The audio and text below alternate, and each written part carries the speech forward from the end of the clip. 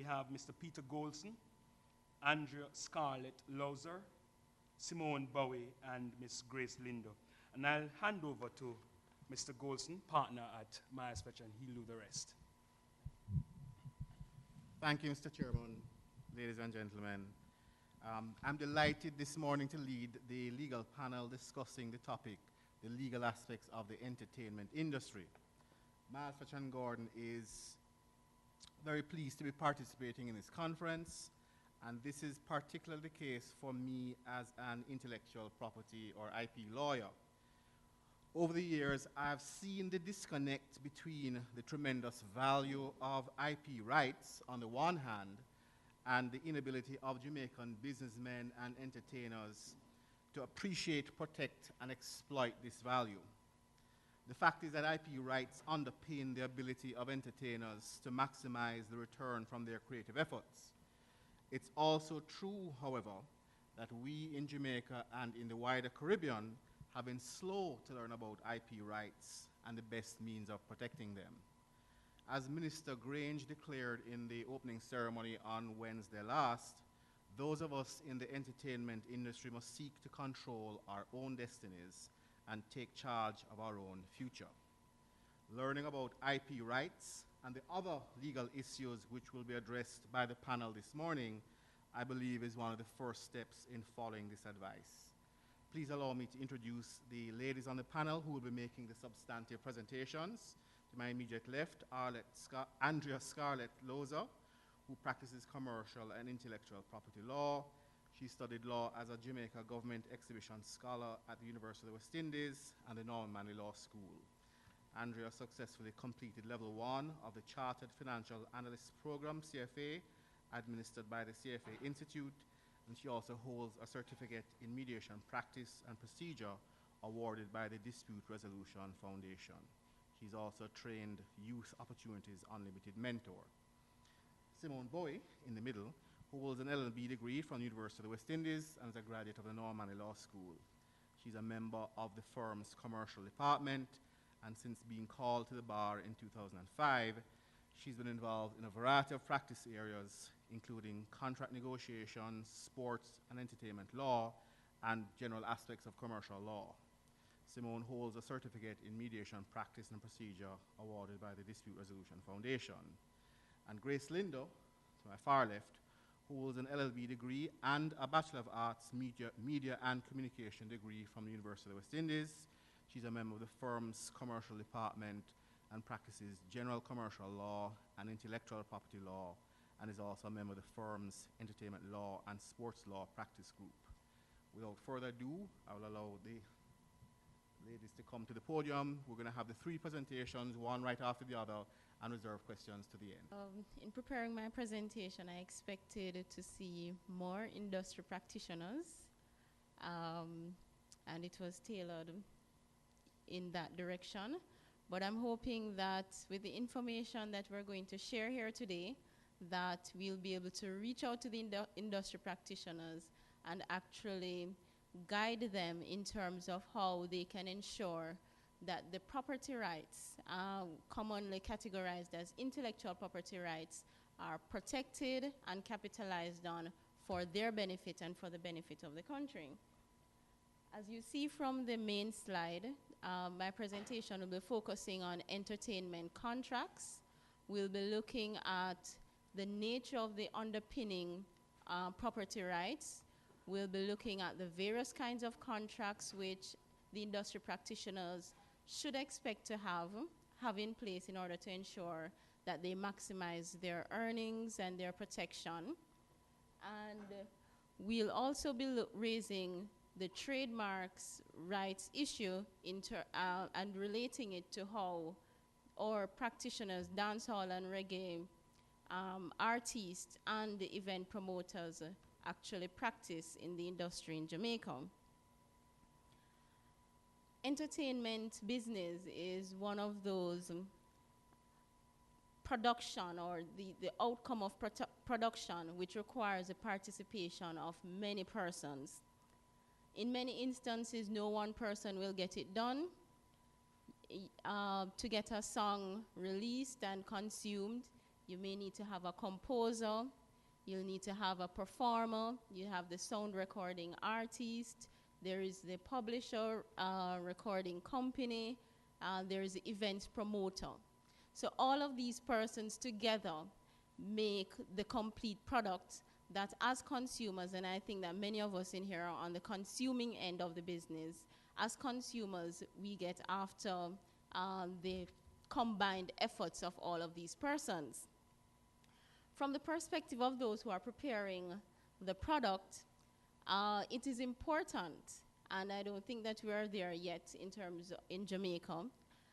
It is important that the rights of the different parties be properly negotiated and documented in contracts so as to ensure that there is a minimal dispute in terms of how much each individual is to be paid, when they're to be paid, and what are the sources of income, and those kinds of issues.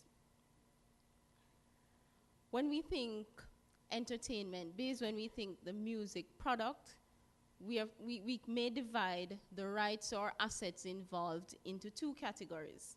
There's the actual musical work, which many of us are familiar with, we readily consume. Then there is also the reputation and image of the artist, which is very, very important, and particularly important for those artists who manage to become very popular. If we look at recent phenomena, Usain Bolt is the most topical, well, he's the world's most well-known man, and I'm guessing that most of his earnings last year did not come from his performances on the circuit. Most of it came from endorsement deals. You know, just using the data which is out there, we heard that if the government were to pay him, or if JTB were to pay him for the ads he did for, you know, just one ad or 3 ads for one campaign, they would have paid him $1 million US. So then that's, I get very imaginative now when I'm thinking, so how much is he being paid by Puma? How much is he being paid by all of those multinational corporations who want his face to endorse their product? And the concept is similarly applied when we think of our local artists. Beenie Man, Shaggy, and Sean Paul have international reputation, and locally, many of our products and services providers rely on the face and image of local artists in order to sell their products.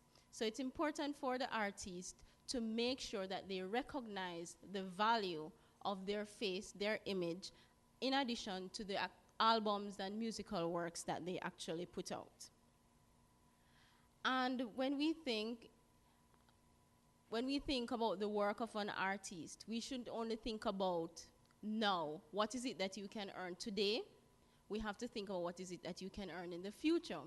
And the only way to earn in the future is to ensure that proper foundations are put in place now, so that when you're not here, your estate and those who are managing it can have objective bases on which to negotiate for income to actually go to your benefit or to the benefit of your beneficiaries. And I did some research, looked at some statistics, how much are some deceased artists earning, and James Brown, Elvis Presley, Bob Marley, Kurt Cobain, they top the lists of top deceased artists. And the figures I found also very astounding. Elvis Presley, he died in 1977, okay? That was before I was born. And he was 42 when he died. And that means that he's younger than many persons, he was younger than many persons we know. And in 2006, he earned $42 million US. How many persons in here earned that amount in 2006, or even last year?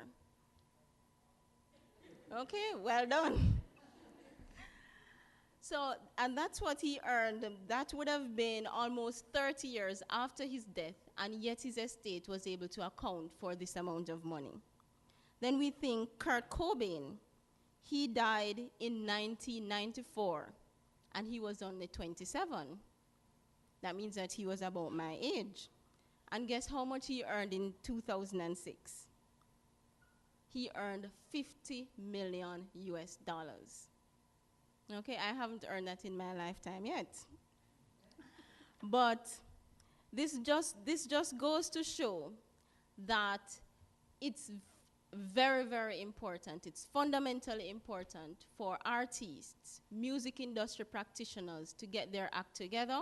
And in getting their act together, it requires getting proper professional advice, doing your legal documentation, doing your registrations where you need to do them in order to ensure that the actual income, which is accrued based on the product that you have put out there, will actually benefit your estate. And I am also guessing that even though Elvis Presley earned $42 million and Kurt Cobain earned $50 million, not everyone who actually used their product paid. So I suspect there was some infringement, there was some free downloading from, sites which are not licensed to give free downloads. But even irrespective of that, they were still able to come out with record earnings. Then when we take it locally, we have to ask ourselves, where do our top and upcoming reggae and dancehall artists stand in this scheme of things? Our dancehall artists, producers, musicians, choreographers, or dancers, songwriters, comedians, do they have lawyers and other professional advisors? Many of these persons will tell you about their entourage. They will tell you about their managers. But can they tell you about who their lawyer is? Or can they tell you the last time they spoke to their lawyer, and yet they're due to go on tour next month? So it is important for us to put the message out there, and it's important for the industry practitioners to get the message that plans need to be put in place to ensure that rewards are reaped now and forever, in quotations. And the basis of getting this kind of reward is to ensure that copyright is recognized and respected. Because copyright is not something, it's not something that they, after creating the song in the studio in Jamaica, there's nothing else that they have to do in order to actually own the copyright. So they don't need to go and consult a lawyer about how do I own my copyright. It is actually vested in them automatically. Once the work is created, once it is original, and once it is put in some tangible format, then the copyright is automatically vested, and then the real work really begins in terms of how is it that they will go about protecting the copyright and capitalizing on it. And by capitalizing on it, it means what kinds of agreements will you put in place, what kinds of systems will you put in place to ensure that those who need to use your work, those who need to benefit from it, will actually pay for the opportunity to be able to use the work. Copyright for composers and authors of musical works, copyright actually lasts for the lifetime of the person plus 50 years. So if we think Elvis Presley, who died in 1977, he still has exclusive rights to all of his works, okay? And for producers, sound recorders, it's 50 years from the date of release of the recording. So that's quite a long time for a person to have monopoly, to have exclusive rights to the work that they have produced. So if you think about it on a comparative basis, our music practitioners are actually in a better position than those who are in the science field, for example. Because in the science field, if a person comes up with an invention, then they may be able to get only a maximum of 14 years monopoly on their invention. Compare that with a lifetime plus 50 years or 50 years. That's a very long time for them to be able to bring their house in order and ensure that all the income generated is actually put to good use and properly accounted for. And as we have seen, James Brown, Elvis Presley, Bob Marley, and many of you would have heard about the Bob Marley Foundation, which is, I think, the most formal institution which acts on behalf of a deceased person in Jamaica. And what they do is really manage the assets which were generated by Bob Marley while he was alive. And it is clear that the informal kind of arrangement is not going to work. That it is necessary to become more formal, it is necessary to have documentation, necessary to have professional services put in place for the benefit of the artist or producer, whoever the practitioner is while he's alive, and for the benefit of his or her estate. And to do this, we usually need to look to the kinds of contractual relationships which are put in place. And from here on, I'm going to look briefly at some of the contractual relationships which may arise in the dancehall and reggae music industry. In fact, it would arise in any music industry, but since that's what we're focusing on, I'll use the appropriate lingo. So for the producers and recording companies, so these are arrangements which an artist would need to enter into. He would need to have his contract with his producers and recording companies. In Jamaica, and I understand that this is quite unique to Jamaica, where our producers perform the role of recording companies in the US, for example.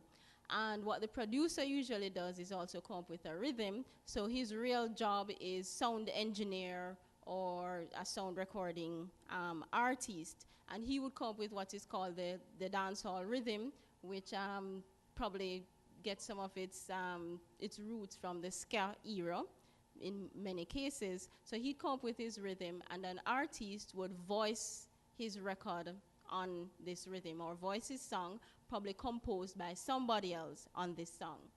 Now then there becomes an issue as to who really owns this final product. I mean, if it is a popular rhythm, then sometimes the producer will want to hold it dear to himself. And if it's a new and upcoming artist who has very little bargaining position, then this becomes a real issue between the parties as to who really owns the end product.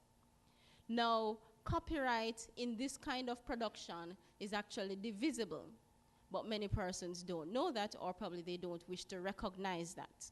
So the producer would own the copyright in the sound recording. The composer of the lyrics would own the copyright in the lyrics, and the artist would own the copyright in the performance. So we have 3 different persons here owning the copyright, but does that sound like such common sense? Unless they got their professional advice, probably they wouldn't know, and then somebody may just be robbed of what he's really entitled to. And so it's important to have the contract, and you may also divide copyright in terms of percentages. So one person may own 50%, another may own 20%, and another may own 30% of the copyright.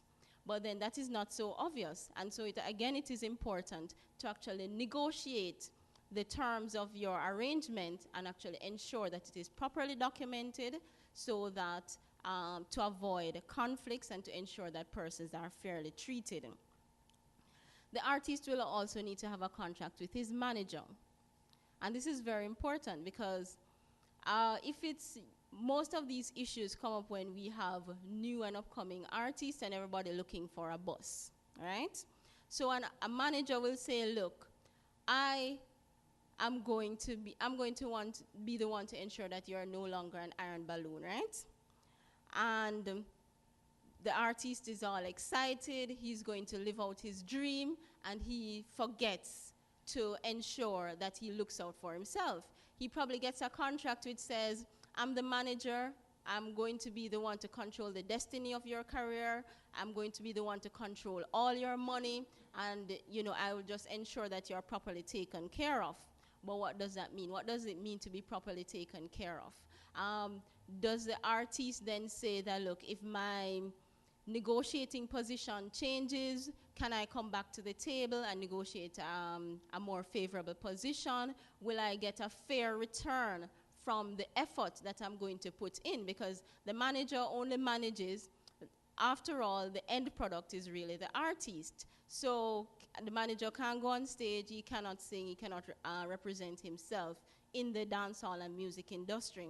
So he really relies on the artist, and the artist needs to recognize his advantageous position, or even just try to get some amount of fair treatment in terms of the contracts that are involved. Then there are agents, commonly called booking agents, who would book the artist for the events, if it's ensure that he's on Sumfest, if he's a clashing artist, to ensure that he's at Sting. So the booking agent has an important role to play in terms of getting the artist work, particularly for live performances. Again, this is an employment relationship, and it is important for the parties to ensure, to make sure that each party gets what he or she is entitled to, and that no inadvertent assignments of rights take place. And many times the big bucks lies with corporate endorsement deals. So corporate advertisers may need the artist to be the face of his or her product. I'm sure Digicel was very glad to have Usain Bolt and Shelley and Fraser as the face of their products. Coke Zero had D'Angel, Chino and Serrani, and then there was a big concert recently, and the expectation is that this was going to pull people to their event, and the admission to the concert was to buy a Coke Zero. Why else would you buy a Coke Zero to go to the concert unless you wanted to see these artists? And so these artists would have to recognize the value that they actually bring to the product that they're endorsing. So it's important for them to have contracts in place which would basically specify the extent to which the advertiser may use their image and likeness, how long they're going to be able to use it for, in what territories they'll be able to use it, and actually make sure that at the end of the day, what they're giving is what they're getting paid for. So let's say our local artists, if they endorse Coke Zero in Jamaica, can Coke Zero then go to Africa and use the same advertising campaign, which is going to generate additional income for them, which the artist needs to ensure that he's fairly compensated for? And then there is some corporate entities may want to use the face, image, or likeness of an artist for merchandising.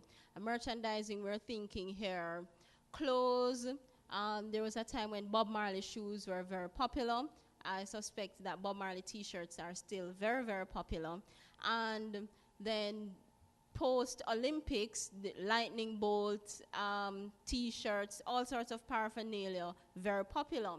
Now, the persons who make and sell these items are actually making big bucks. So, and the only reason some people buy these things sometimes, I mean, they don't try to assess the quality of the product that they're buying, but they want to be associated with the image that is being used to market the product. And so there is an asset which the artist is adding to this kind of product, and it's important that he ensures that his property rights are fairly treated with and that he's adequately compensated for those things. Then we think event promoters.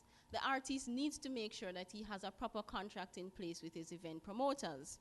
The artist's appearance or advertisement that he was going to appear at an event could affect his reputation. In terms, what are the facilities that are going to be provided for his appearance, to facilitate his appearance? What is the fee? What are the penalties if the show is cancelled? Do you still get a fee? Can you use pictures of me, or can you only use my name to say that I'm appearing at your event?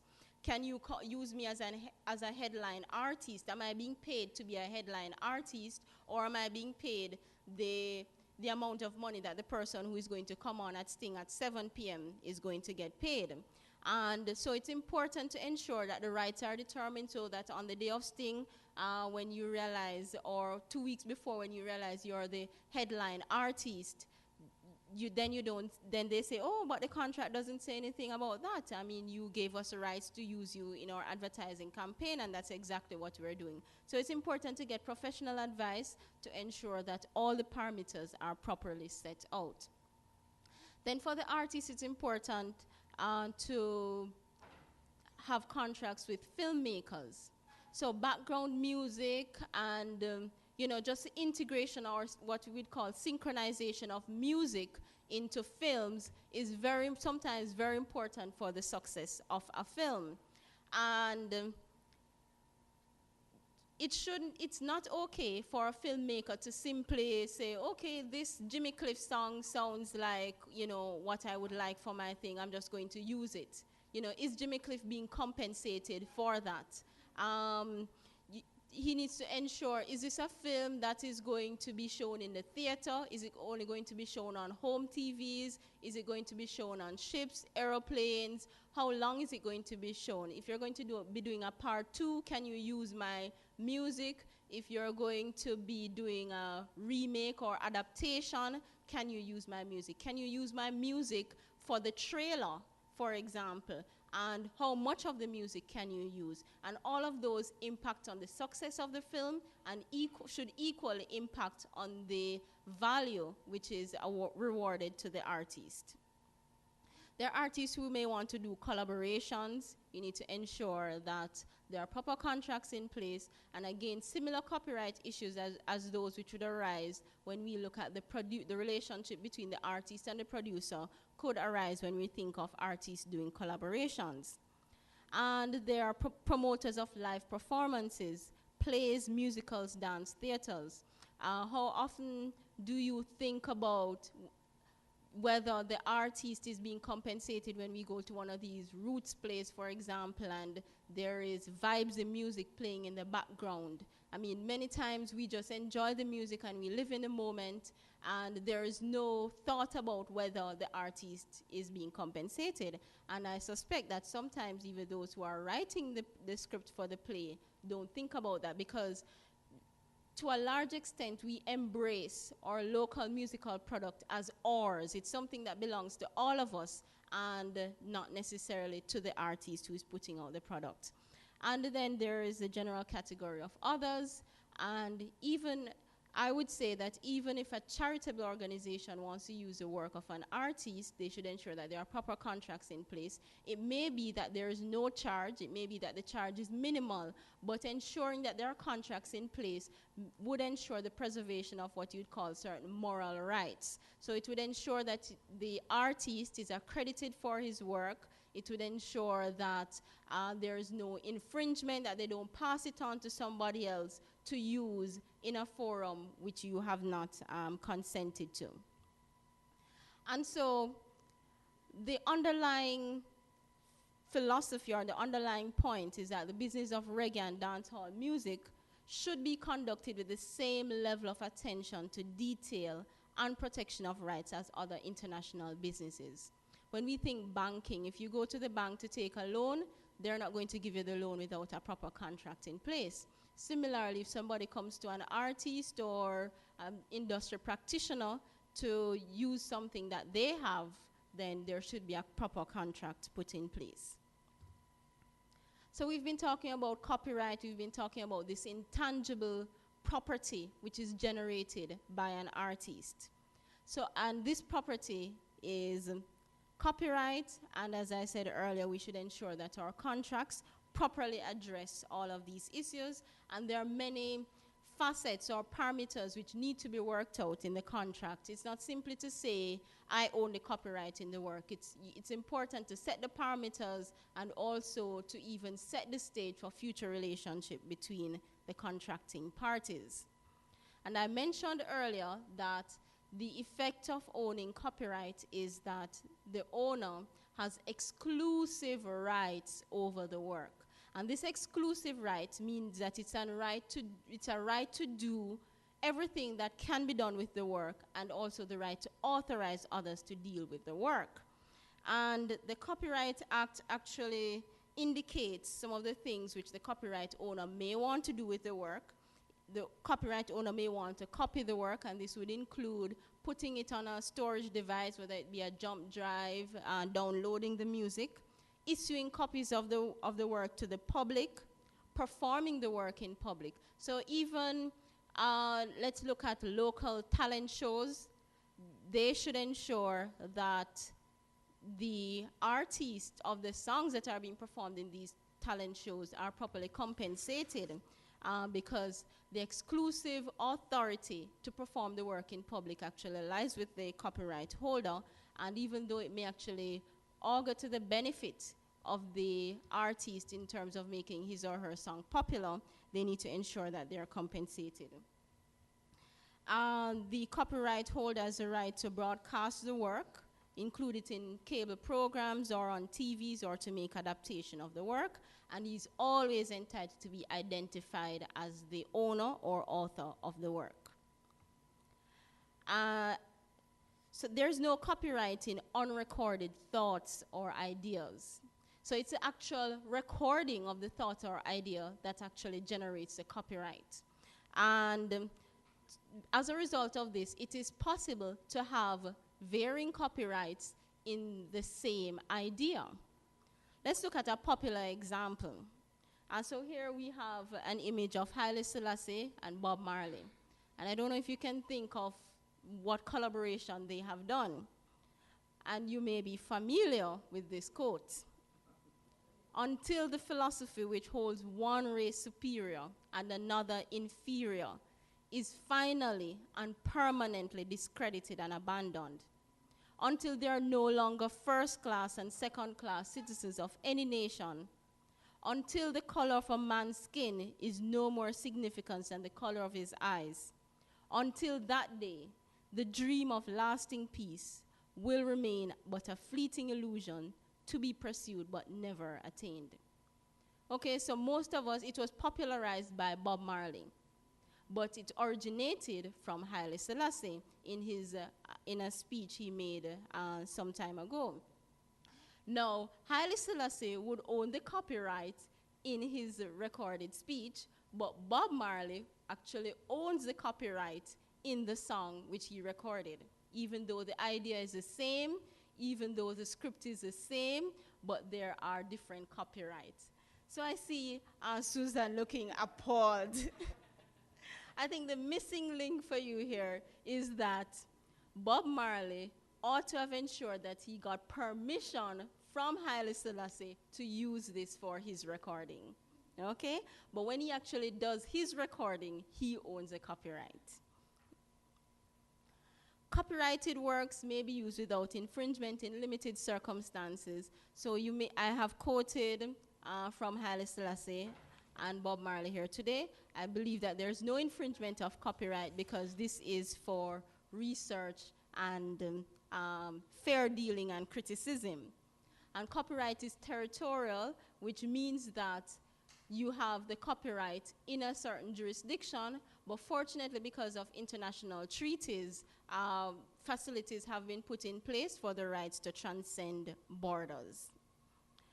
I'm a little out of time. I'm going to move to collective administration of rights, which is also very, very important. So it's important to have your contracts in place. It's important to ensure that your business is being operated in more or less a formal way.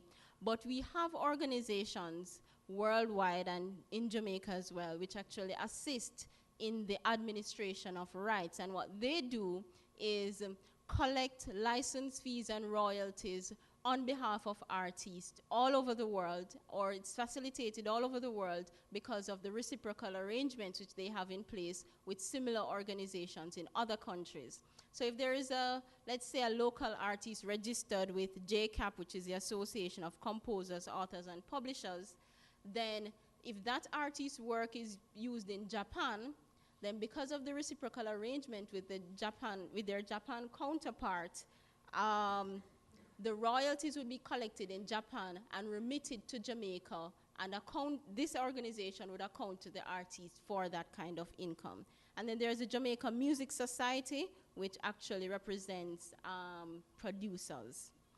And the final point I'd like to make is that trademark registration is important in the industry. I don't believe that we have gone there in terms of how we practice, but there is a lot of potential in harnessing the value of trademarks in Jamaica. In the nature of dancehall and reggae music is that we come up with catchy terms and phrases almost on a daily basis, and sometimes it is used by others for marketing purposes, but yet the originators and real owners of these catchy phrases don't benefit. We may think Gully Gaza is the most current one. If you were following, you would have seen that almost everybody was having a Gully Gaza party, but were they really related to Vybz Kartel and Movado? Wasn't the intention merely to attract followers? And should Movado, Vybz Kartel camp have been compensated for the use of others by of these terms? So if we're looking to the future, it's important that all players understand their rights and take the necessary steps to protect and administer those rights. And as a part of this, obtaining professional services, legal and accounting, for example, is highly recommended. Ladies and gentlemen, thank you for listening.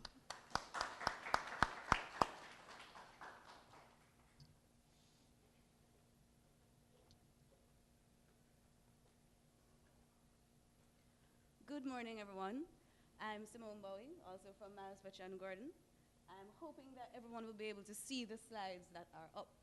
I'm going to be speaking to you about the Noise Abatement Act, as well as the places of amusement regulations, and that pretty much governs how you throw parties and events, particularly in Kingston, so far as the regulations are concerned. So this has implications for a lot of members of the music industry, as well as if you're just a person attending a party or if you're performing there. But first, I'm going to give an overview of the Motion Picture Encouragement Act, as well as the Entertainment Industry Encouragement Bill. Because there's a bill that's on the table that hasn't been passed yet, and the intention of that bill is to extend the reliefs and the benefits that are presently under this act to people in the entertainment industry. Under the Motion Picture Industry Encouragement Act, persons may apply to the minister in order to become a recognized film producer. If the minister is of the view that it's in the public's interest to grant the order, he will declare a producer as such. A motion picture production is defined in the Act as including the making and producing of motion picture and television films, acoustical accompaniments, and recordings and sound transcriptions of every kind. So it is only recognized motion picture producers that are presently entitled to the benefits that you will see in the slides to come. Once the order is granted, it will remain in force for a period not exceeding 15 years. It will also include the terms and conditions that the minister may see fit. And it will be conditional on the applicant undertaking to expend a specified sum of money in Jamaica on local disbursements. Local disbursement refers to money spent in Jamaica for the purchase of any article manufactured or produced in Jamaica, or as salary or wages.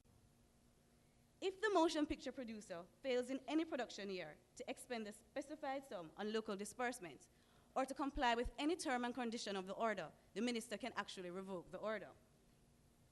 The thinking behind these provisions is that Jamaica would benefit from the international exposure, the educational experience, and the investment that motion picture producers can bring to Jamaica, particularly in the area of tourism, if it is that a movie or film, TV show, happens to show Jamaica in a positive light.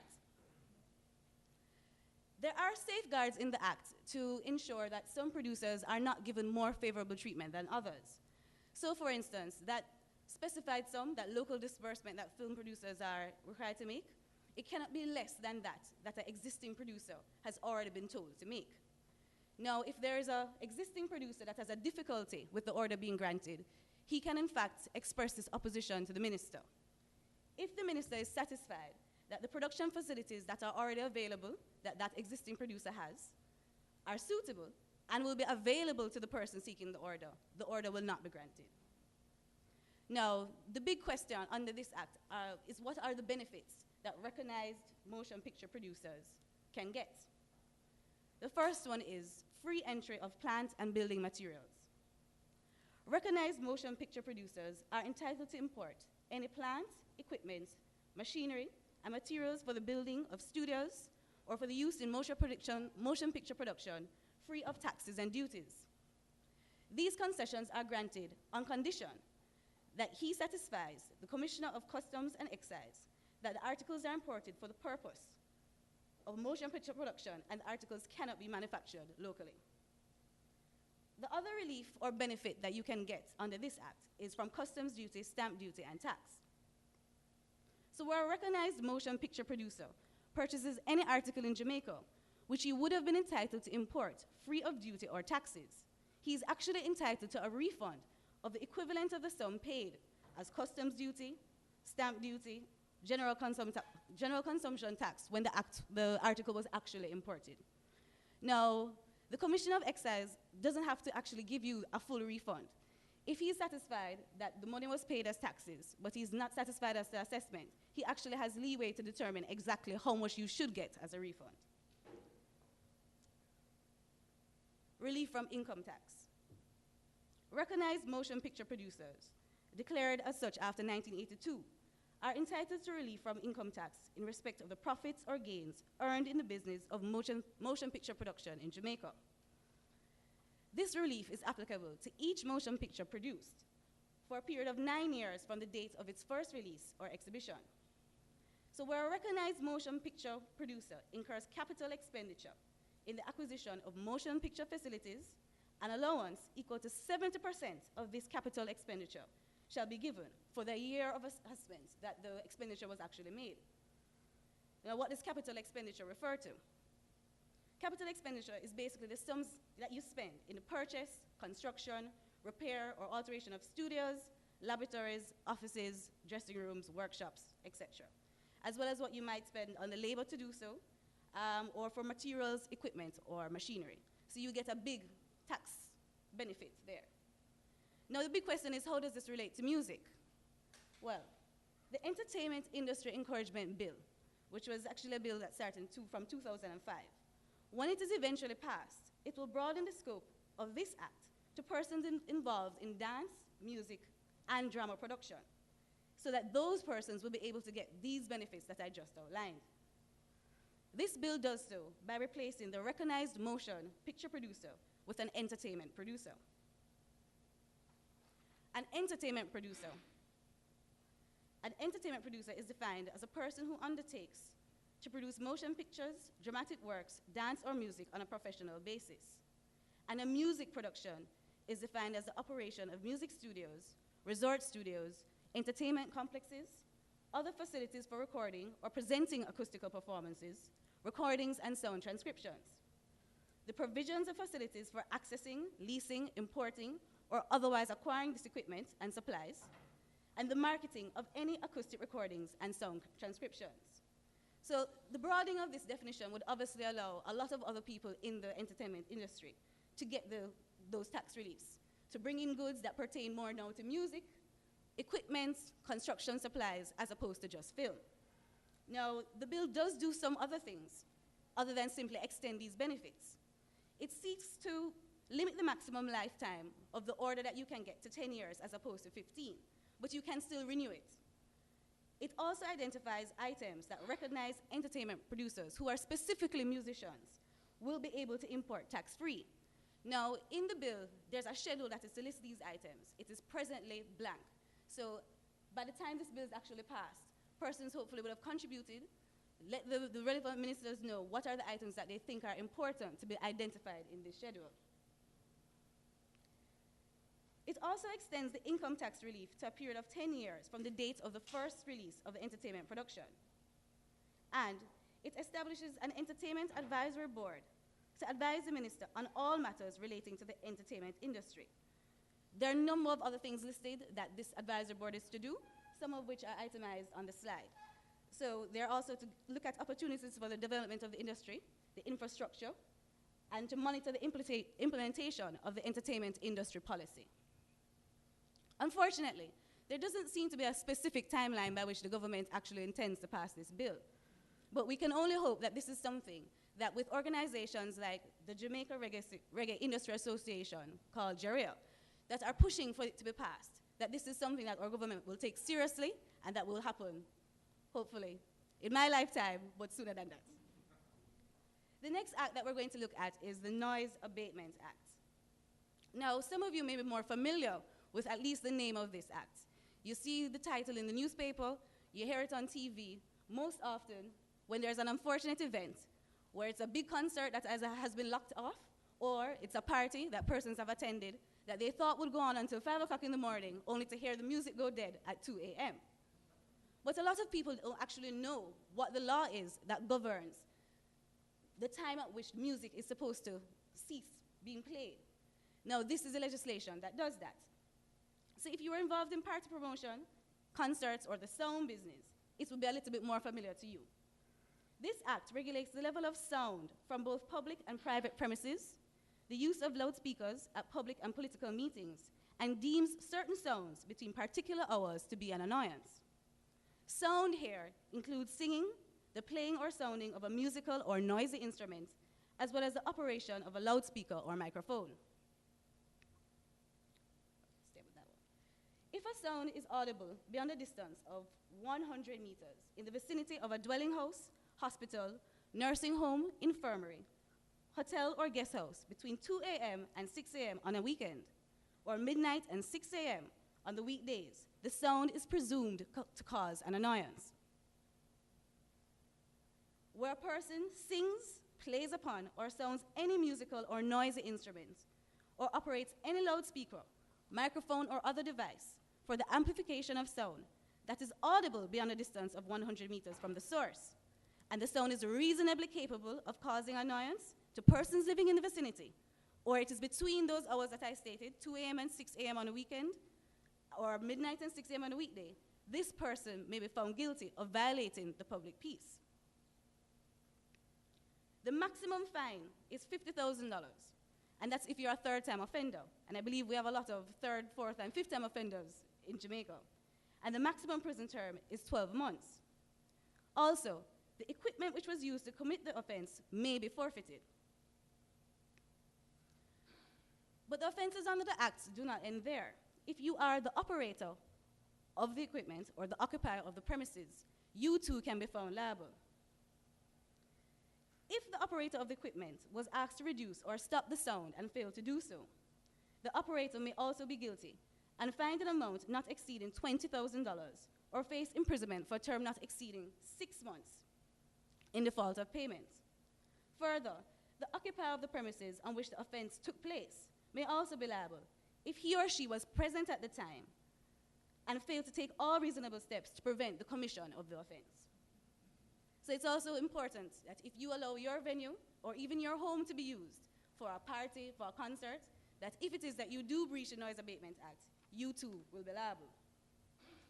Now, if you are planning on having a public event, offering entertainment or playing music, and there's a possibility that you could be in breach, or not even in breach, but the possibility that your music could disturb others, you ought to be aware that the Act provides for you to apply to the superintendent of the police of your relevant division to seek permission to have that event.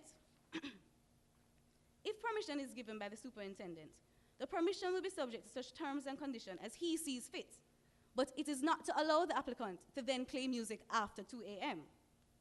Furthermore, the permission will not be granted at all if it is to be played from a location that is in the vicinity of any hospital, nursing home, or infirmary. Where the superintendent refuses to grant permission or grants permission on terms and conditions that the applicant actually takes issue with, you can actually appeal in writing to the Commissioner of Police, who can revoke, vary, or confirm the decision. Anyone who contravenes the sections of the Act requiring you to obtain permission or breaches any condition for the grant of the permission shall be guilty of an offense and liable to a fine not exceeding $100,000 and in default of payment to imprisonment for a term not exceeding 6 months. Thoughts for the future. Now, the Noise Abatement Act has been a source of contention between many persons: the police, party promoters, the innocent citizens, disc jockeys, so forth. Party promoters are quick to point out also that the police seem to turn a blind eye to certain events, while concerts and activities, for example, of a holy nature, seem to be altogether exempt from the act. So you might be listening to the chorus from the church down the road from you, way into the hours of the night, but you don't exactly see the police stepping in. Two of the reasons that are often put forward as to why the act is in place and should remain as is that simply noise must be controlled. Persons cannot be allowed to hold parties and events in the middle of residential areas or in proximity to hospitals. Allowing persons to play music for entertainment purposes until any hour is also simply not conducive to industry. So if you were to stay up partying until 5 a.m., it's kind of unlikely that the next day you'll be making a worthwhile contribution in the workplace. It's also unlikely that your neighbor who you kept awake until 5 a.m. will be making a worthwhile contribution, only he didn't have the benefit of enjoying himself at that party. Some members of the music industry, in particular, the same association, Jerio, have put forward suggestions as to how this act could be amended to pacify the industry as well as the public. These include the following suggestions: the exemption of certain public holidays, such as New Year's Eve, from the provisions of the act; the exemption of certain locations or zones from which the playing of music is unlikely to disturb others, such as at K-Manors or at Mass Camp. And I know some people will dispute the Mass Camp point, but some people argue that that area is becoming more of a commercial zone than a residential zone. The exemption of concerts such as Sumfest, and some might add the Jazz Festival, which are seen as events that attract tourists, the holding of which are actually in the nation's interest. And allowing the superintendent or commissioner of police to consent to music being played beyond 2 a.m., where it can be shown that all the neighboring residents are in fact in agreement with this. This in particular, this particular exemption, I think, is bearing in mind areas that have street dances or where the dances are vital, considered vital to that specific community. So if everyone in that community is in agreement with having it, some people suggest that they allow this to be an exemption. That's another point. Now, I must also point out that it's not all party promoters that are actually in favor of the amendment of the act. Some of them are quite happy for it to remain as is and for it to be enforced, simply because they would rather cut their costs and know that promptly at 2 a.m. they can start providing music, security, food, drinks, and all of the above. Nonetheless, we again have to wait and see whether any of these suggestions are taken into account. But if you are engaging in an activity where you could be breaching the Noise Abatement Act, it's very important that you know the implications. So lastly, I'm just going to give an overview of the places of amusement regulations. Now, under the Kingston and St. Andrew Corporation, places of amusement regulations, anyone who wishes to operate a place of amusement in Kingston, or St. Andrew, obviously, is required to obtain a license from the KSAEC.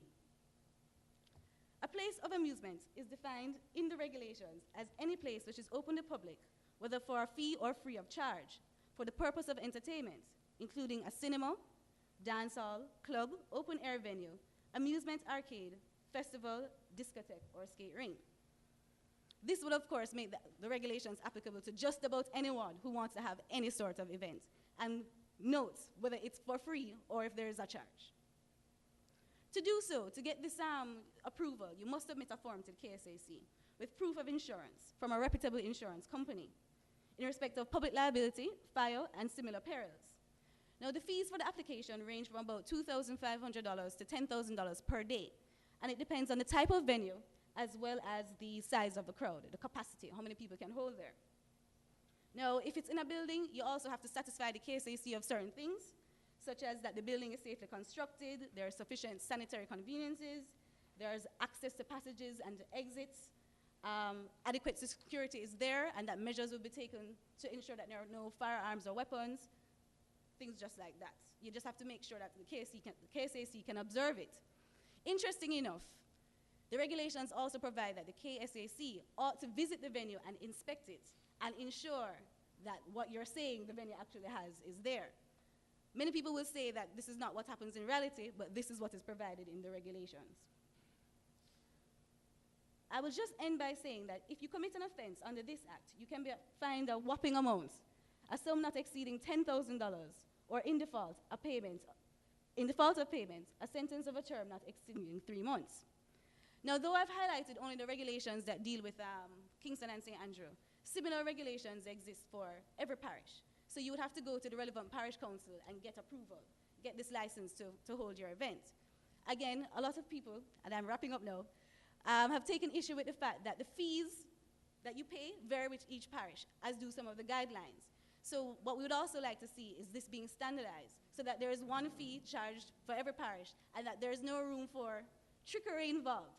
So you know what you're doing, whether you're in St. Mary, you're in Kingston, wherever you are. So I'm going to just hand you off now to Grace, and I hope you enjoy this aspect of the presentation.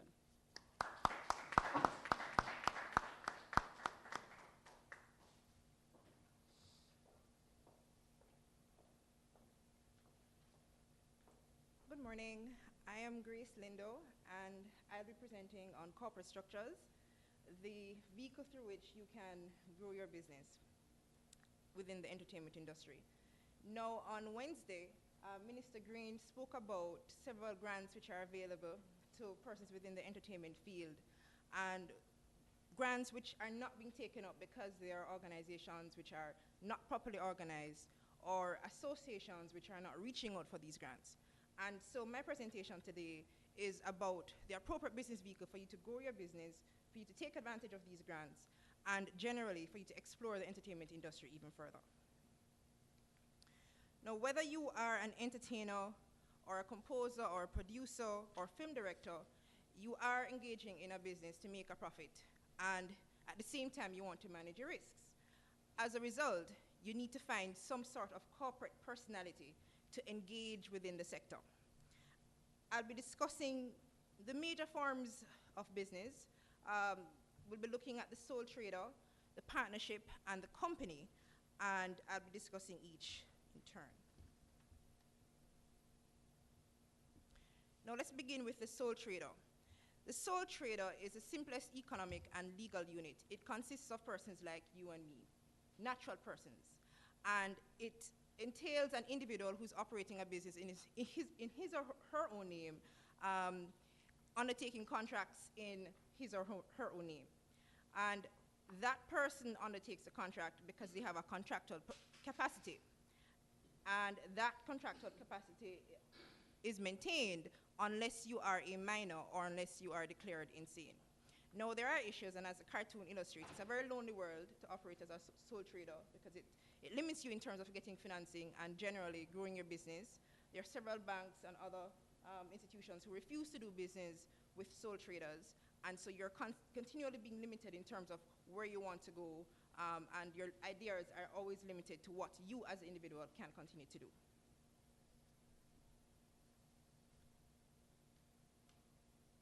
Several persons, because of the limitations on the sole trader, tend to go into partnerships with other individuals.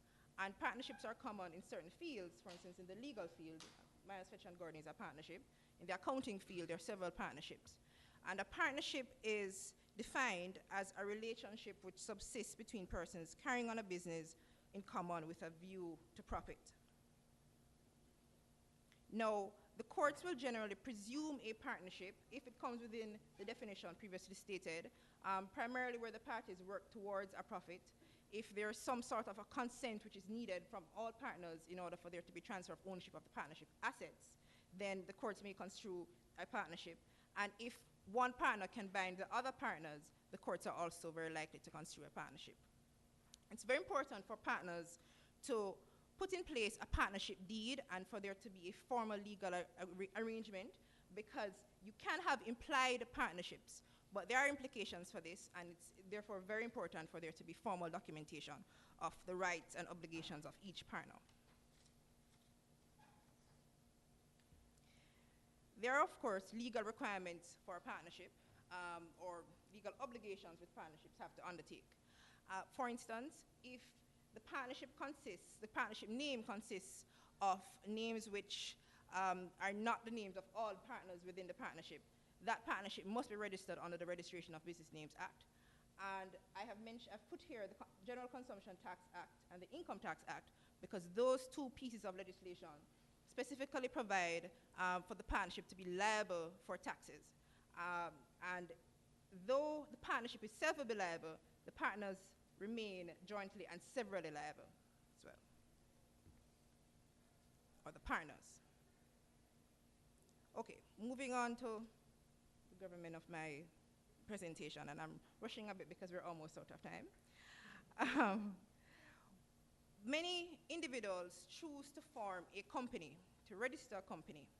And this registration process, particularly for entities within the entertainment industry, will take place under the Companies Act. And our Companies Act was recently revised, 2004.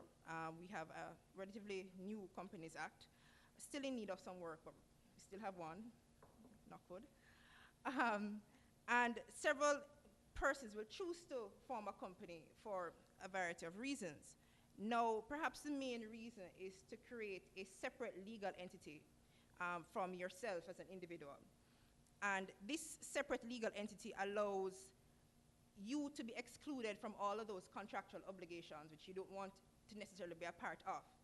And it allows you to basically step aside from the company if you need to do so in the future. And I'm not sure if I have time to read the scope, but let me go ahead. There's a central case on separate legal personality, which I think is important for you all to note.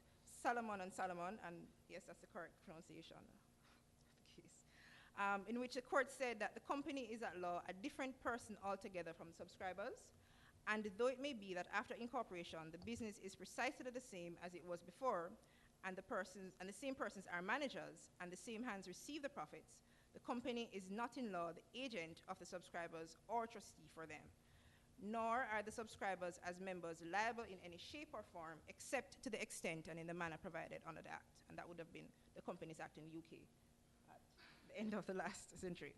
All right, moving on. So another major reason for the formation of a company is to limit your liability. As I stated before, if you're a sole trader, you're going to enter into your contracts yourself.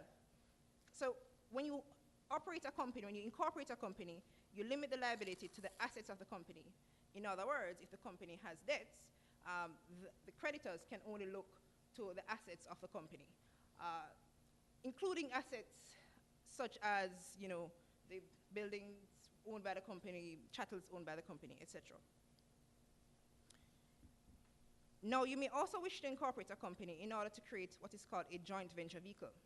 If you know of a producer excuse me, in Switzerland who you want to enter into some sort of production business with, and you have perhaps 30% of the capital for this business, he has 70%, you can both come together and create a joint venture vehicle in which you will operate one company, and the shareholding in that company will perhaps be delimited by the capital contribution of each person entering the joint venture. A company also makes your business more attractive to investment. As I mentioned before, several banks are very hesitant to invest in sole traders and in businesses which don't even have a name. And so it makes it much better for you to present a bank, for instance, with your articles of incorporation and your certificate of incorporation. So see, I'm registered with the Companies Office of Jamaica. Makes you much more credible. When you own a company, it allows that company to own the property, so you don't own the property personally. And it also allows the company to sue individuals, to take action in court, and it also, unfortunately, can also be sued. There also is the ability for there to be a transfer of shares. So if you want to sell the company or you want to sell your interest in the company, it's easy for you to do so rather than selling the actual property of your business if you were a sole trader. A company never dies, right? Fortunately or unfortunately. Unlike natural individuals, a company will never die. It doesn't have a limited time span.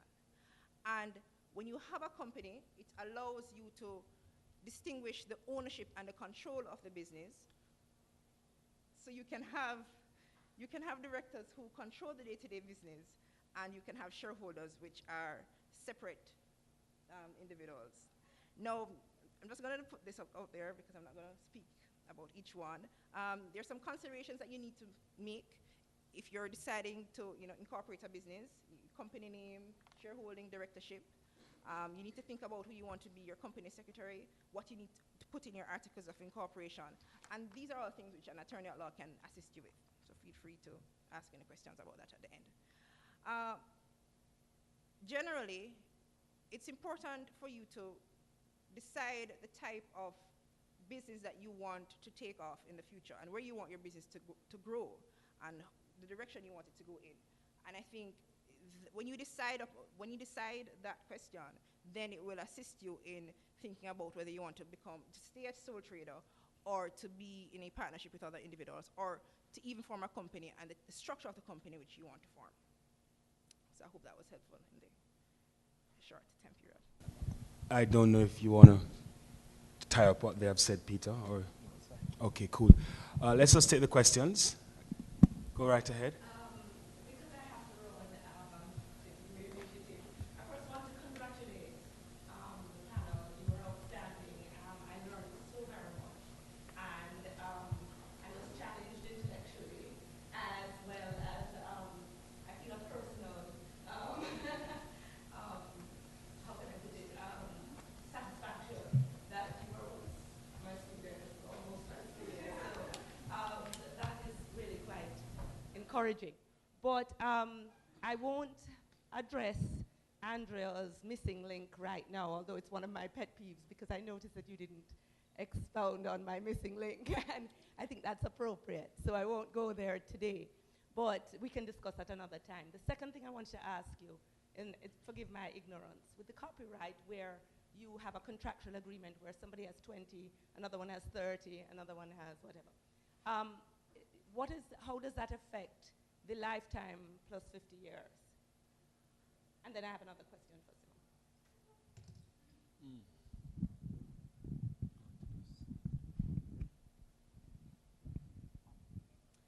Okay. In days of yore, I would have said Mrs. Golson, when she was my teacher. In that case where there is 20, 30, and 50%, then the authors are joint copyright holders. And as with other jointly held property, then the time would start to run from the death of the last surviving person. Yes. And then my quick question for Simone. Well, not question, maybe a comment. With the Noise Abatement Act and the suggestions by Jaria, Right. and I agree with the standardization of the rules set by the KSAC, for example, but isn't it also ideal to have a situation where you can do some venue shopping, if you will? In other words, or parish shopping, if you will. So in other words, if another parish is more conducive, and it may encourage some economic activity where there may be none in a certain parish, where it may be less offensive in terms of proximity of things. Is that a possibility? Yes, I think that falls under the suggestion about zoning, because that's their big thing, that in each parish you would just say, this is the entertainment zone. So that is one of the suggestions that is actually on so as Andrea is saying, New Grill, and not only would they would want it to either be a zone or for a specified period of time. So Independence Weekend, they would say that period of time, it will not apply. I have an 18-year-old, no No. ATI going on. My husband picks him up at 6.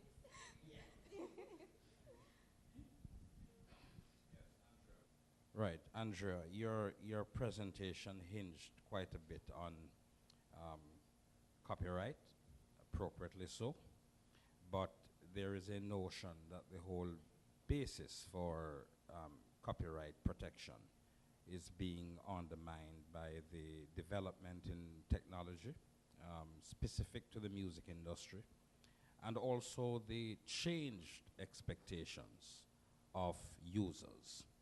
So if we're fashioning a legal framework for the music industry, which is to be sustainable, is your framework being challenged, and how do you respond to the argument that that is really around an old model and isn't appropriate for the emerging model? Thanks for that question. And that is an issue which not only arises in relation to music, but as you would have noticed in relation to the era of electronic books and academic material, film, and so on. But some of the initiatives which are being taken are to prosecute those file-sharing sites who facilitate the illegal sharing of these kind of unlicensed material. And I don't think that copyright and holding copyright in the manner in which it is now held is outdated.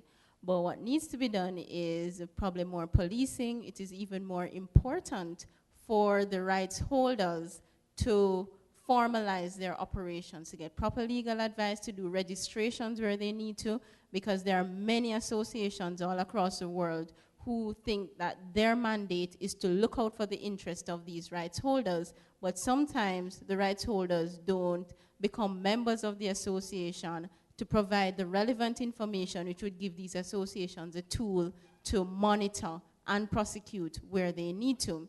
And probably what this will do in the panel, in the discussion earlier, I heard mention of ways in which we need to let our industries evolve. So it may be that we should develop a product which is more friendly to being downloaded. It may be that you sell things for $1, but I mean, you'd benefit from the volume of it. So we need to think about, okay, what opportunities do the technology present itself, and how is it that we can present our product in a way which meets the needs of the consumers and the artist. And as you see, I mean, Elvis Presley still earned big bucks, and this is long after the technology revolution. So I don't think that the model is outdated.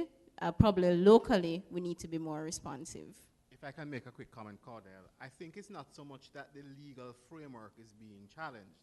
I think that the exclusions in the legal framework are growing. In other words, there are some people who advocate that it is in the better interest of the author or the inventor for there to be free sharing of literature, information, music, and even scientific inventions, and that the benefit to society and perhaps in some way to the author or inventor himself is greater in that environment than a strict application of the legal rules. So I don't think the framework, I'm not aware of there being advocacy for copyright to be discarded, but just a thinking that if there are larger carve-outs in the area of copyright and in patent rights to some extent, that the benefit to society is greater. That's a very interesting point, Cordell, and I think as somebody grounded in the humanities and social sciences, and of course a lawyer by training, that most apt, I think there's a struggle going on between the community right, the right of the society, the better right, higher right, and the individual right. And it's a question of how at any stage of society's development you balance those issues. And I think over the next couple of years you may see some kind of review of the Copyright Act as it stands. I, for one, I understand the individual right, but I think that the copyright took it a little, this is just an opinion, too far one way in terms of how does the community benefit, because certainly the individual is a product of the community, and we're not downplaying the person's own abilities and so on and what they have done and trained themselves. And it's a question of how do we balance those two issues. And I imagine that lawyers are conservative by nature, so I don't think we will readily say, well, yes, of course. But that's my little penny's worth on it. I'm a visitor to the university. My name is Amelia, and I'm coming from the University of London, invited by the Faculty of Law. But I think we should just sort of have it bear in mind that you've written something. I'm an author. You've written a book or something, or you've written a piece of music. You really want other people. The value of your work is in other people appreciating. And for them to appreciate your work, they have to have access to your work. So that sometimes you're not really looking to just the property aspect of your work, because they both rely on each other. If people do not have access to your work, if they do not value your work, of course, the higher the value of your work, then the greater the property value it is. So that in considering the amendments and the reviews, we need to put that in perspective. And for us, we're also saying we're pushing for e-learning, like you said. If my book is on Google Books, I would score more hits. And that is good for my university, for my research profile, when I apply for funding, I would get funding easier because I would be better known. So that if you really think about it, you're actually benefiting in another or through another route. So it's a question of, I thoroughly enjoyed your piece, and I agree with everything you've said, putting on my lawyer cap, but we need to be a little bit more practical about this, especially for young and upcoming musicians. But then the question I actually have is, how do you get the producers, the artists themselves to know about these rights, about the need for them? Because you look at some contracts and you feel sad for the artist because he's basically mortgaged his whole life. And you're asking yourself, how would anybody sign this? So how do you is there any outreach programs, anything help? Outreach programs. Our firm actually has a weekly publication called the Legal Notes, and in this publication we expound on various areas of law, and as the IP practitioners and entertainment law practitioners, from time to time we have articles which would address these issues. Our participation in this kind of forum was intended to reach out to those kinds of people, and we've taken up opportunities to address the issues in other forums where they're relevant. But as we know in Jamaica, formalization, getting information about the legal aspects of transactions is kind of a trend which we hope will be kept up. Wayne Chen, a Jamaican businessman who is chairing the next session, his theory is that every high school ought to have a music management program so that you introduce the basics of music management, appreciation of IP rights, a number of things that we talked about this morning, to people at a very basic level, and that the universities thereafter need to have a more advanced program, especially in Jamaica. It may seem inappropriate in many countries, but not in Jamaica, where music is so important, and there are so many persons who hope, who aspire to make a great living from music. So I think that may be something to consider to really get the message across. I want to make a great living indirectly,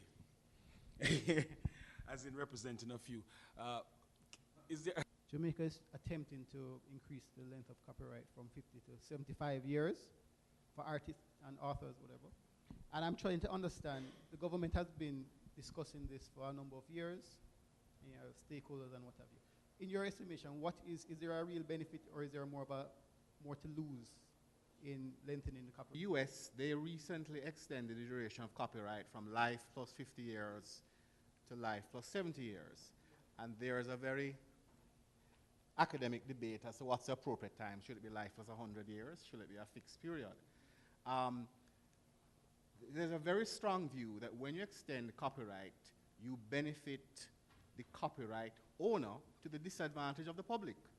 Now, when you say overnight, copyright goes from life plus 50 to life plus 70.